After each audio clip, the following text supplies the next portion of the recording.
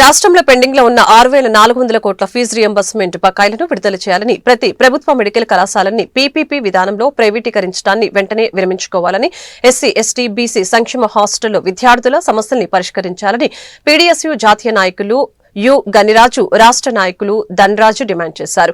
పేద విద్యార్థుల పీజీ విద్యను దూరం చేసే 77 జీవోను రద్దు చేయాలని కోరుతూ ప్రగతిశీల ప్రజాస్వామ్య విద్యార్థి సంఘం ఆధ్వర్యంలో శుక్రవారం నాడు గుంటూరు జిల్లా కలెక్టరేట్ వద్ద నిరసన తెలియజేసి జిల్లా రెవెన్యూ అధికారికి వినతి పత్రం అందజేయడం జరిగింది.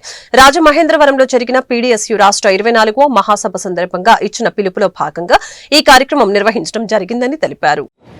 పీడీఎస్యూ ఆధ్వర్యంలో గుంటూరు జిల్లా కలెక్టరేట్లో జిల్లా రెవెన్యూ అధికారి గారికి వినతిపత్రం సమర్పించడం జరిగింది.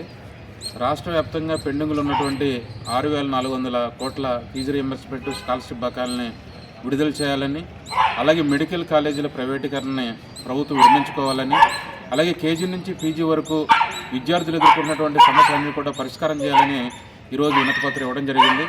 ఎందుకంటే రాష్ట్రంలోని చంద్రబాబు కూటమి ప్రభుత్వం విద్యార్థులకు ఇచ్చినటువంటి హామీల్ని అమలు చేయడంలో ఈరోజు వైఫల్యం చెందుతూ ఉంది.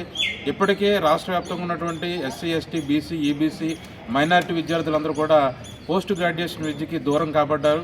ఎందుకంటే నారా లోకేష్ గారు చెప్పారు 77 జీవోని మేము రద్దు చేస్తామని, కానీ ఈరోజు కూడా రద్దు చేయకున్నటువంటి పరిస్థితి ఉంది. ఇప్పటికైనా కూటమి ప్రభుత్వానికి ఒకటే తెలుసుకున్నాం, రాష్ట్ర వ్యాప్తంగా పెండింగ్లో ఉన్నటువంటి 6,400 కోట్ల రూపాయలను విడుదల చేయండి, ఈ 77 జీవోను రద్దు చేయండి, విద్యార్థుల సమస్యలన్నింటినీ కూడా పరిష్కారం చేయాలని ఈ సందర్భంగా ఈ ప్రభుత్వాన్ని మేము డిమాండ్ చేస్తాం.